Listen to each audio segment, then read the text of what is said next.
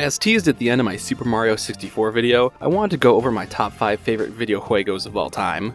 Is this going to be another extended gush session about things I like? Heck yeah, my friends. Yeah, that's all the preamble. Not a whole lot else to explain about the concept here. A series of videos about my faves. They will be individual videos to further push myself and really go over detail other than just holding up that potato and saying that I think it's neat. This video in particular will cover the runner-ups that just didn't quite make the cut. Also, as a heads up, these choices are quite boilerplate, so don't expect much flying out of the woodwork. Onward we go!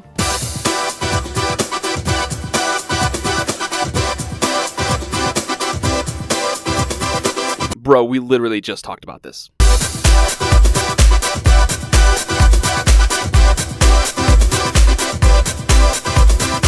There is a very special place in my heart for this game. I mentioned in my Super Mario 64 video how one of the games that eventually rivaled SM64 was this one. As a 3D platformer, I find it to be an extension of a lot of the things that direction the genre was heading. The hub is less a sandpit and more of a continuous world. The levels are slightly larger with more destinations, but never large enough to lose the ease of getting around. The slow drip of skills keeps the game feeling fresh, but never incurring too egregious of backtracking. The collectibles are varied and scarce enough where you get that nice dopamine hit from finding one, but never feel burned out like they're all chaff. This is, in my eyes, the best scale and scope for the 3D platformer collectathon genre before Banjo Kazooie and Donkey Kong 64 would really kill it off. But maybe more importantly, Banjo Kazooie brought an incredible amount of charm. There's a bit of dunkery in years more recent about the overly cute, gigantic eyeball style, but it decidedly gave the game a unique identity. What has aged much more favorably is the humor and character work. Kazooie and Bottles constantly getting into it, Gratelda's humorous rhymes, literally everything about Mumbo Jumbo. The revolving door of goofy one-off characters, all this adds such color and tone to the game, and it really gives it something identifiable to latch onto. Of course, no conversation about charm is complete without talking about Grant Kirkhope's iconic soundtrack for the game. It's almost not worth talking about how legendary it is. Realistically, what more could I add to the conversation? Grant Kirkhope created a sound palette and identity that perfectly fits every area of the game. This is of course not to say that the rest of the game is lacking in any real departments, quite the opposite. The levels are also striking, even the ones I'm not fond of, like Clanker's Cavern or Rusty Bucket Bay, they're still far from boring. Like, who is going to forget getting stared down by the mechanical monstrosity that is Clanker and then hopping around his weird mech flesh guts? Gameplay is also good, but not particularly something I feel the need to camp out on, with one huge exception: the Talon Trot. Can you imagine this game without the Talon Trot? It would suck wild ass. Going as fast as possible is secretly the goal for almost every movement-based game, even if it's just to cut down on traversal time. The Talon Trot serves this purpose in beautiful fashion, as it's not only a speed enhancement, but a utility tool because it traverses otherwise too steep of terrain. The game is so built around when and when not to Talon Trot that they knew what importance it had. Banjo Kazooie is a joyous experience. The gameplay, the music, the character, the hidden secrets, hello, that goddamn ice key was the golden goose of my childhood. It's an all-time standout game, and even if I didn't love it personally, it would always mean a lot to me because it's one of only 2 games that my mother actually tried to play. The other was Space Channel 5.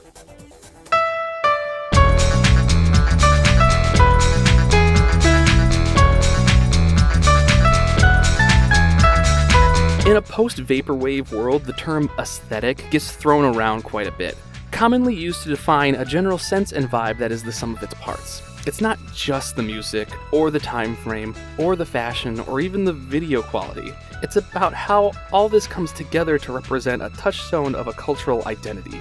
And that identity doesn't have to be historically accurate.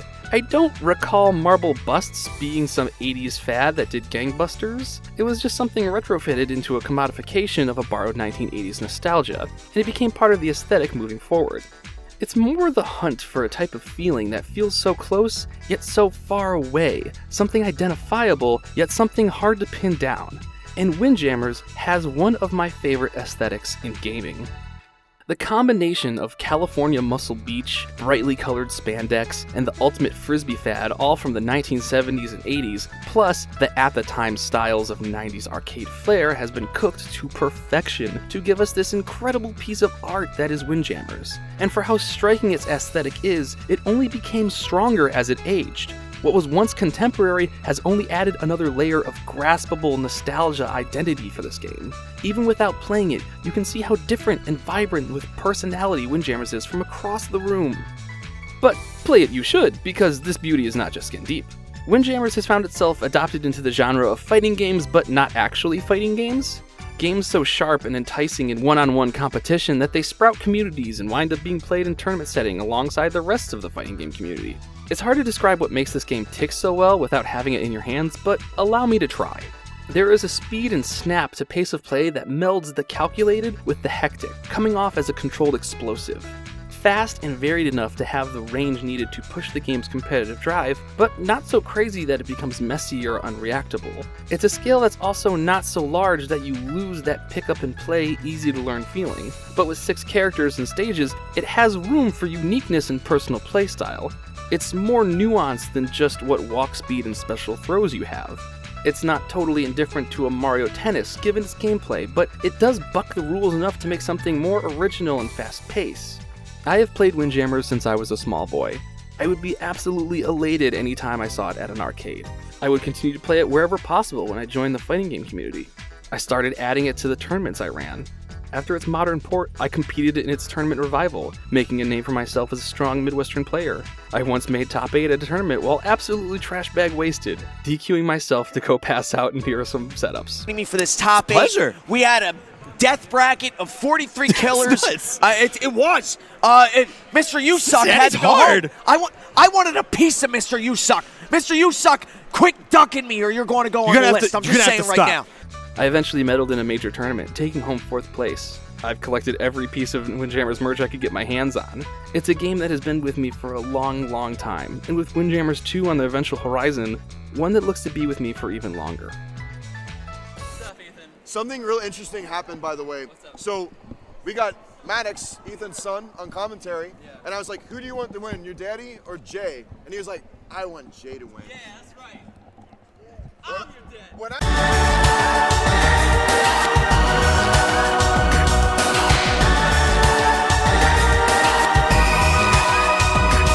If it has not gotten patently obvious that I'm a 90s kid, let me add a little hedgehog with attitude to the mix. Truthfully, I missed out on most of Sega's offerings until the Dreamcast brightened up my life, but Lord Almighty did the light it brought be bright.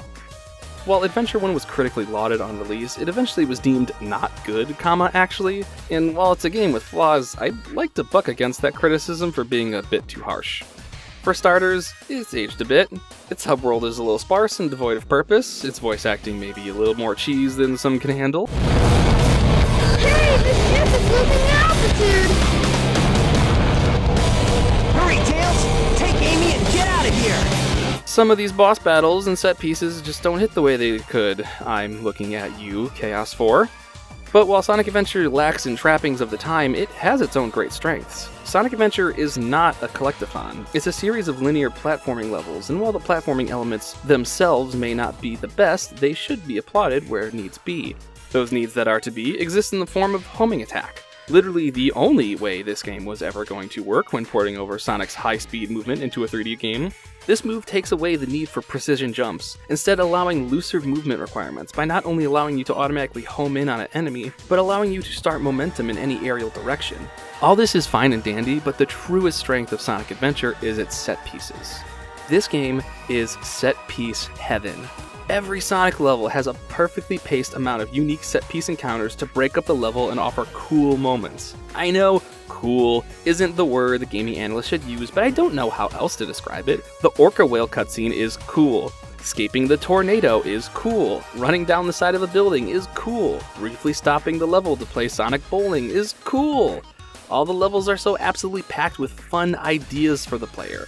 Oftentimes, these big set pieces act as transitional space, getting you from one framework of a level to another. The tornado and building run mentioned earlier both work as in-betweens to 2 larger levels. This creativity is what helps break up the level design and make iconic moments within stages. This is mainly for Sonic, but I think the friends are worthwhile additions to the game as well. Also, Sonic Adventure knows what butters its bread. It's called Sonic Adventure for a reason. All the friend routes have diminishing returns in regards to length compared to Sonic, and rightfully so. Tails is kinda Sonic route, but not. Knuckles gets these cool exploration levels. Amy stages are less speed in combat and more escaping threats and puzzle solving. And Gamma stages are these almost rail shooter sections. Oh, and Big. You know what?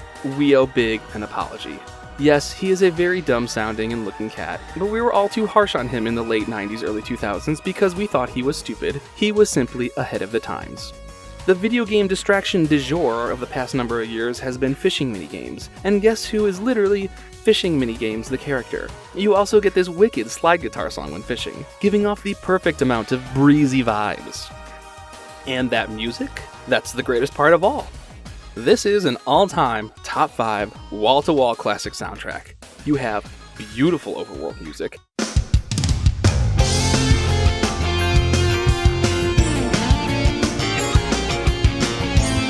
high-energy stage music,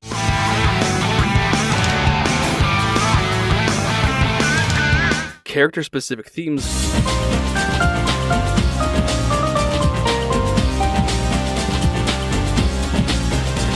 an iconic but eventually overshadowed Crush 40 vocal theme,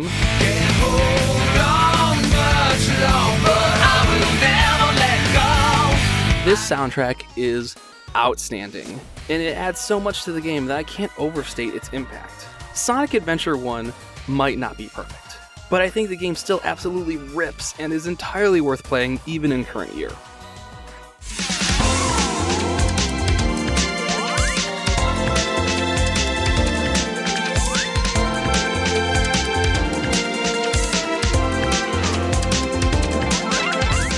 If Katawa Shoujo is Baby's first VN, then hello, I'm Baby.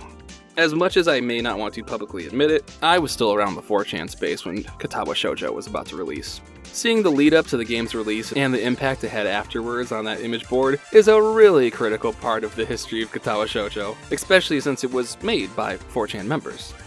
For those unaware, Katawa Shoujo is an eroge visual novel about a high school boy who develops a chronic heart condition, causing him to transfer to a high school for children with disabilities. There you meet 5 disabled girls you can potentially romance, and off to the races the VN goes.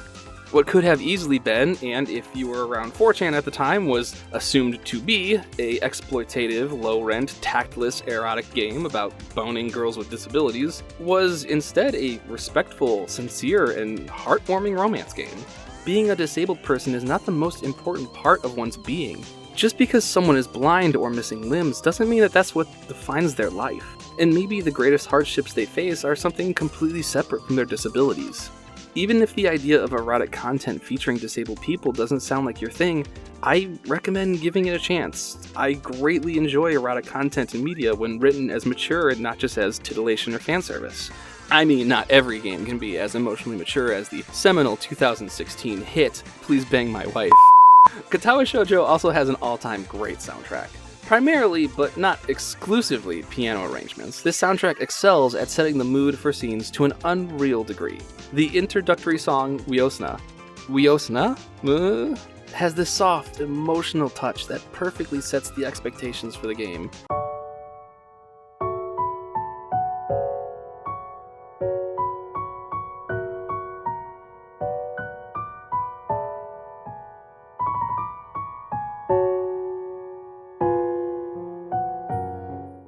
Aria de l'Etoile, I don't even know if I pronounced that correctly, is a big tearjerker tune that never fails to get me misty-eyed.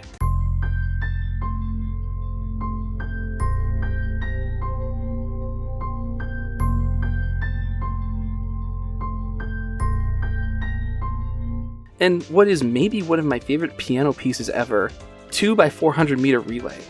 It's only 60 seconds long, but the range of emotions and storytelling in those 60 seconds are masterclass. It is set to animation, which mirrors the emotions, so maybe there's a little bit of cheating there, but even without the visuals, I think the message is still more than powerful enough.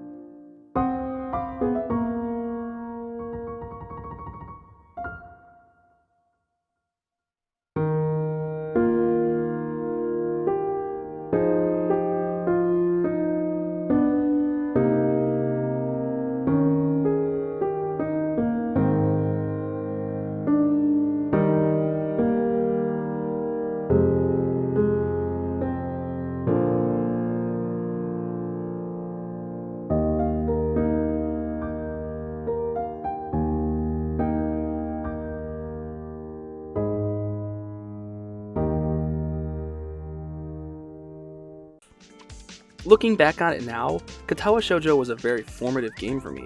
When it was released to 4chan, it took a lot of people by surprise. Those cynical perverts never knew what hit them, coming away from the game feeling actual emotions towards something. It was a very comical time, seeing what is historically the seedy underbelly of the internet get their heartstrings yanked out. But also a heartwarming one, as there was oodles of images and stories about how Katawa Shoujo really helped people come to understand things better on an emotional scale. I was no such cynical pervert, but it was still a very emotionally effective experience for me nonetheless. More importantly, it made me realize how much I wanted diversity in my media. I wanted stories and games about people I am not and experiences I do not have. The game is not perfect. It has adopted the moniker of being baby's first VN by virtue of being made outside the traditionally Japanese source for the genre, introducing a lot of people to VNs for the first time. It also has its flaws. It's pretty widely accepted that Chizune's route is pretty lacking, but I come back to the game every couple years to run through the routes, especially Lily's and Emmy's, both of which are not only crazy good, but I personally have very minor visual and running disabilities, so it hits a little extra sometimes. Even if the premise sounds like it might be too much, I cannot recommend Katawa Shoujo enough. It's a fantastic game, and one that works very well for people like myself, who had never dabbled in VNs before. It's something that only gets better every time I play it.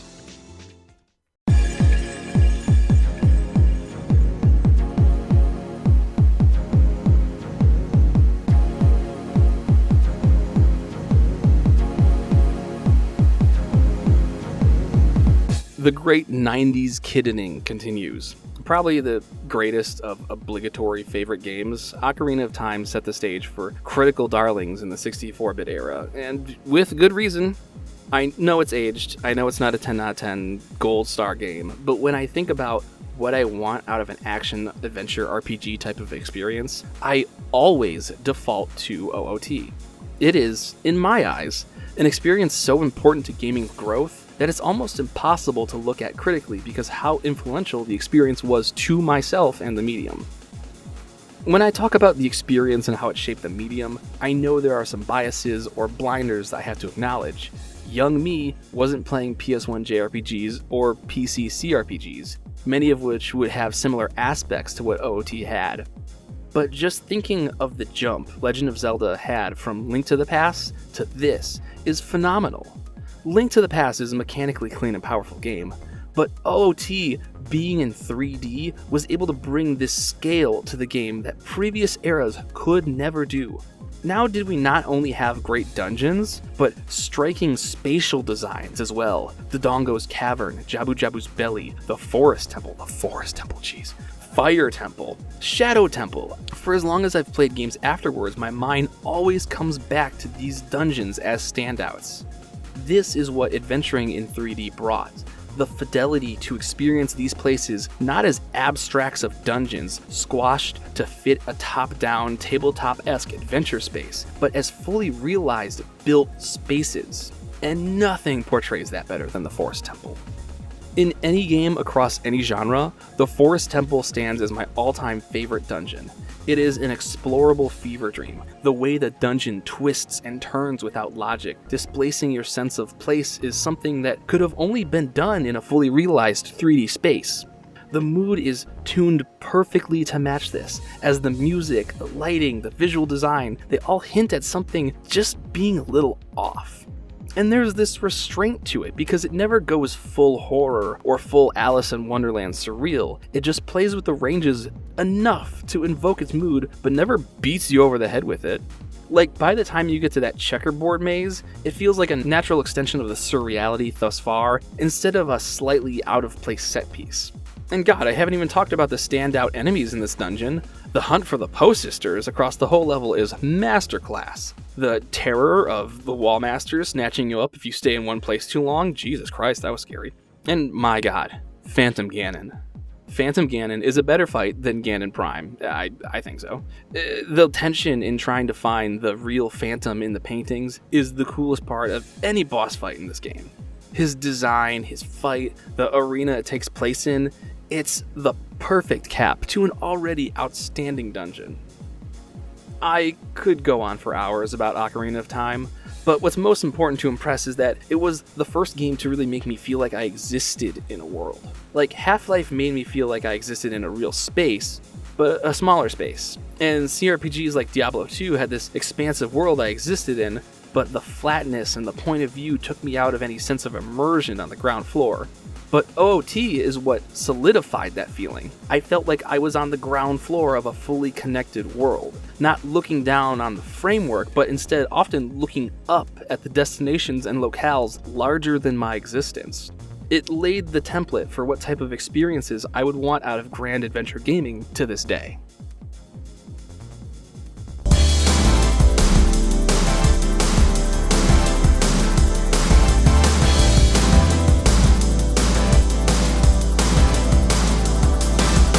Yeah, big ol' shocker this would show up after the OOT gush session. If Ocarina of Time established the feeling of existing as part of a world, well, Majora's Mask was the first time I felt like my impact on the world mattered. It's such a silly little thing to say. Every game with a story progression feels like you're impacting the world. First you save your little village and eventually you punch God, well, all of which feels like it might have some impact on the game and the world takes place in.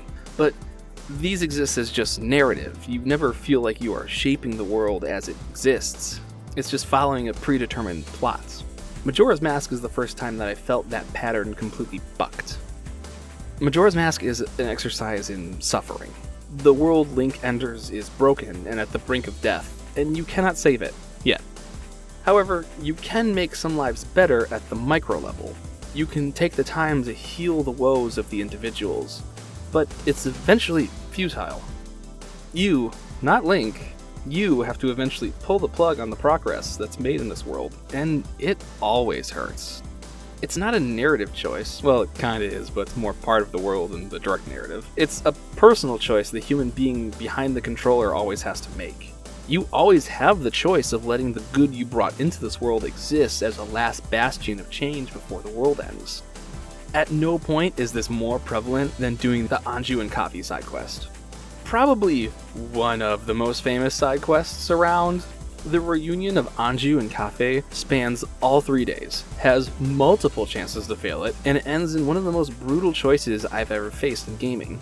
After an arduous series of quest objectives, Anju and Cafe are finally reunited and vow themselves to take each other for marriage, only minutes before the moon crashes into Termina, killing everybody. They have both forsaken escaping the disaster to reunite and basically die in each other's arms. It's a hard-fought and heartwarming moment that stands out so much in this game because you have to erase it. There is no other choice. Well, there kinda is. You have to rewind time and undo all the progress Anju and Cafe made. You play the song, warp 3 days back in time, and immediately see them return to the state they have been in every woeful time loop. It hurts. It's emotionally painful, and it's an impact that at that point in gaming, I had never experienced before. If OOT is my ideal experience for grand adventure, Majora's Mask is my ideal experience for a character/world-focused dark fantasy game. I haven't even mentioned that this game has the impossible task of following up Ocarina of Time, doing it in less than 2 years, and arguably surpasses OOT as a superior 64-era Zelda game. A landmark release for the medium, and the first game that really showcased a mature, emotional weight that I had never seen before growing up.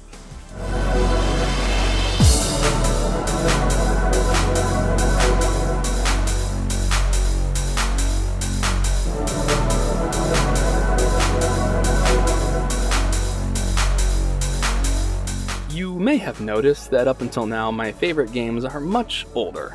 It's undeniable that nostalgia and video games showing up during my developmental phases play a big factor in how highly I hold them. Even if I was able to strip those away, those older releases have quite simply been around my headspace longer, being able to cement themselves in my eyes as all-time classics. There are some modern games that I have on my list, and Dark Souls is one of them. But what does first run mean? Well, to be honest, the part of Dark Souls that was such an impressive experience for me was my first time playing it. Every other game on this list is something that I consistently want to come back to. Dark Souls, not so much. See, playing Dark Souls with no outside information was such a magical experience that I cannot recreate it. It's a game so perfect when not spoiled that playing it again with knowledge I already have just doesn't hit the same. And what is that difference? The part of the game that is so lights on when done blind and slightly dimmed when on subsequent playthroughs, it's the world of Lordran. Never has a game taken the training wheels off and let me find new and exciting ways to completely mess myself up. My first time through Dark Souls was so entirely ass backwards from the intended route of the game, and that's all thanks to a created world that is so lacking in barriers.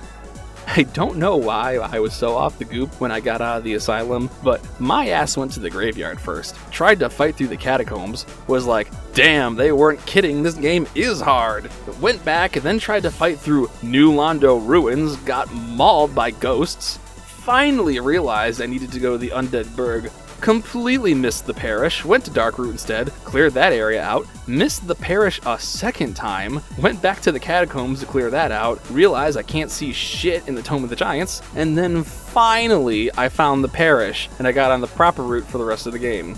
I also made Capra my bitch because I was so over-leveled for that fight by then.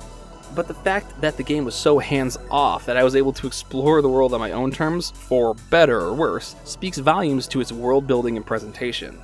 And the world that it built? Easily one of the best I've ever been in. I never felt like it was a bunch of video game levels. I felt like it was a place in a world that was utterly agnostic to my existence. There was no true handheld video game path for my main character of the universe to traverse through. I was just a pebble in the ocean. A vast expanse filled with much larger and much more important creatures than I.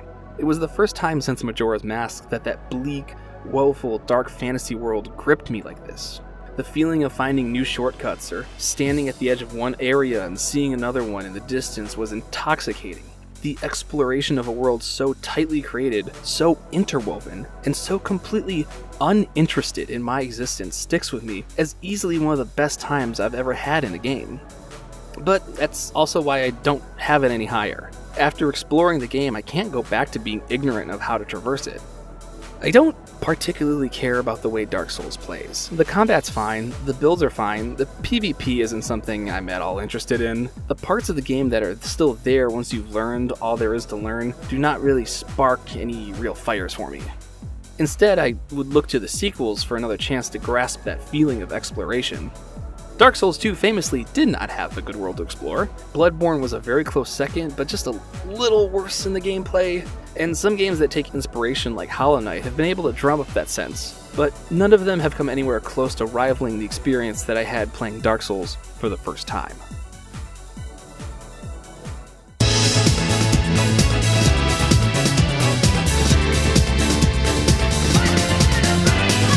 What is fan service? Well, it's material that is purposely meant to please the fans. Typically, this means fat ol' anime titties. But as Sonic Adventure's All-Star Racing Transform shows, it's not exclusive to that. This game is the most open love letter to Sega and its fans, but also pulls off the task of being the single best kart racer ever. Yes, better than Mario Kart, and I'm drawing that combative comparison purposely because it's very obvious Sonic All-Stars Racing Transform was asking, what shortcomings in Mario Kart can we do better? Instead of snaking, Racing Transform has a drift system that allows you to hold a direction to build up boosts, but also be able to shift directions without losing it. Instead of blue shells, Racing Transform has a swarm of bees that take up a space on the track, acting as obstacles for all opponents, including first place, to have to dodge, but not guaranteeing that first place is going to get hit. They also fly out of the way if you drive into them. There is no mistake that they looked at the longest running and most popular kart racer when designing their own. This all combines to make the game a little bit Mario Kart, a little bit Diddy Kong Racing, and a little bit of improvement on those formulas. And a whole lot of Sega fan service. But racing is not all it does. Racing Transform also has a very well-built single-player campaign. I say single-player, but it is one of the last breaths of the couch co-op era. You can do the campaign split-screen with 3 friends locally. This campaign is more than just winning races. There are a number of challenge stages as well, much like how Virtua Tennis had its mini-game stages. These stages have you dodging through traffic, perfecting drift lines, or fighting a tank. Which sounds so strange when typing it out, but boy howdy does it work in the game. What's more is that these races and stages are not easy. Difficulty is subjective to each person, but this game has, to me, the absolutely perfect difficulty.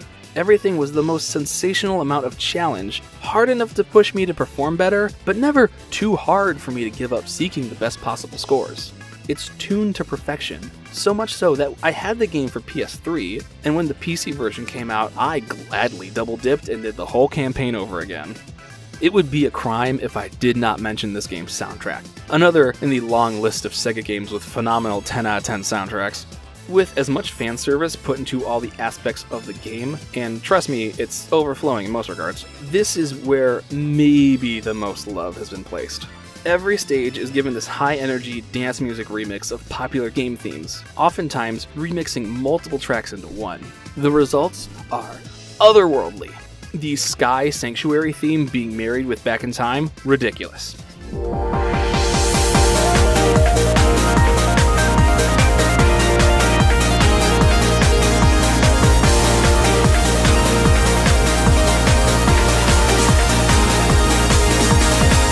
The bombastic electro remix of Vice's theme being paired with the thumping remix of the Volian theme, a lesser musician would have never tried.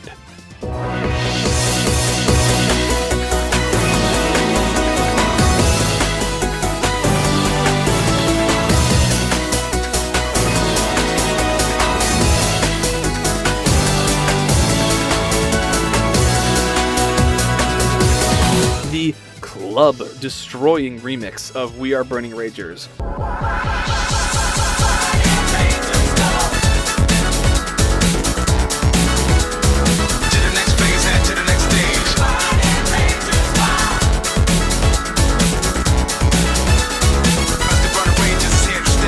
And it's not like these are all obvious pulls. This is a game for fans, so some of the cuts are more obscure.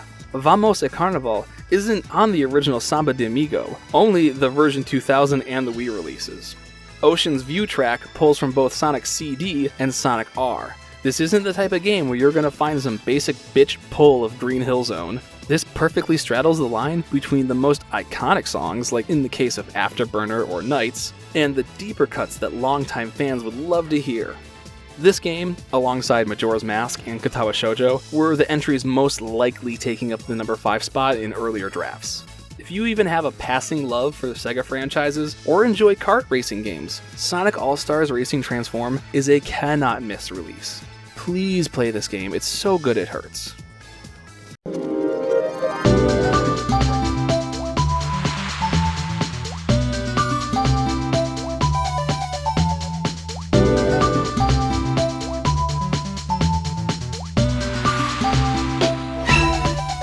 I mentioned how my list is mainly older games and whatnot, so I wanted to push myself to add something quite recent. Just because my favorites have a bit of age to them doesn't mean I haven't had an absolutely wonderful experience with current era games. There are a couple choices that could have got the spot: Nier Automata, Fire Emblem's Three Houses, or even older games that I've played very recently, like Planescape Torment or Danganronpa 1. And with time, all these will probably be all-timers for me, but for right now, I think the one in the front of the pack is Golf Story. This game is disgustingly charming, and a beautiful showcase of just how far you can run with an idea.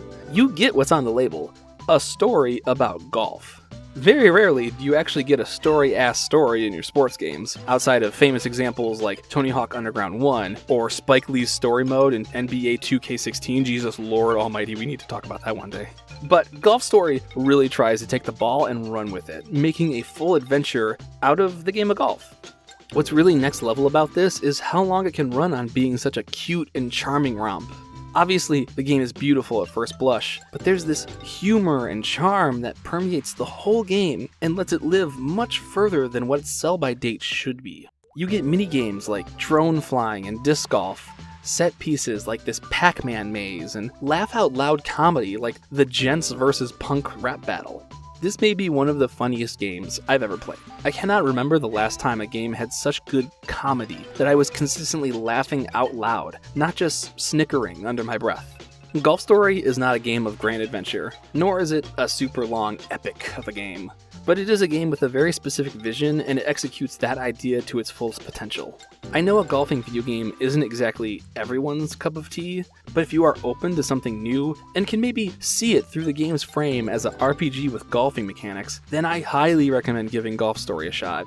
I think it's borderline impossible not to be bowled over by the game's sugary charm and impressed with its ability to stretch an idea without ever thinning it. It's been a couple years now, and the beautiful soulful vibes of Cheeky Break Peak are still stuck in my head. And while it's by far the most recent game on this list, I can almost guarantee I'll be coming back to this game time and time again as the years go on.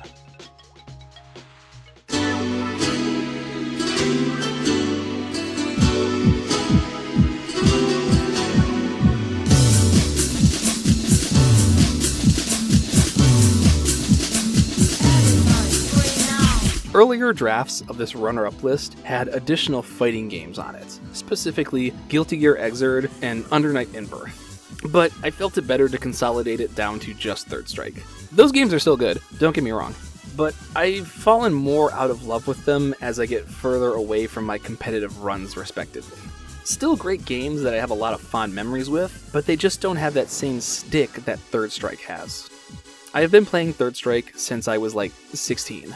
Back in high school, we would dabble heavily with fighting games, specifically Guilty Gear X2. But one day, me and my friends were over at this guy Dustin's house, and he was telling us about Third Strike. I specifically remember hovering over Q on the character select screen, and Dustin telling me, "Don't pick that guy, he's really bad." And I did it anyways.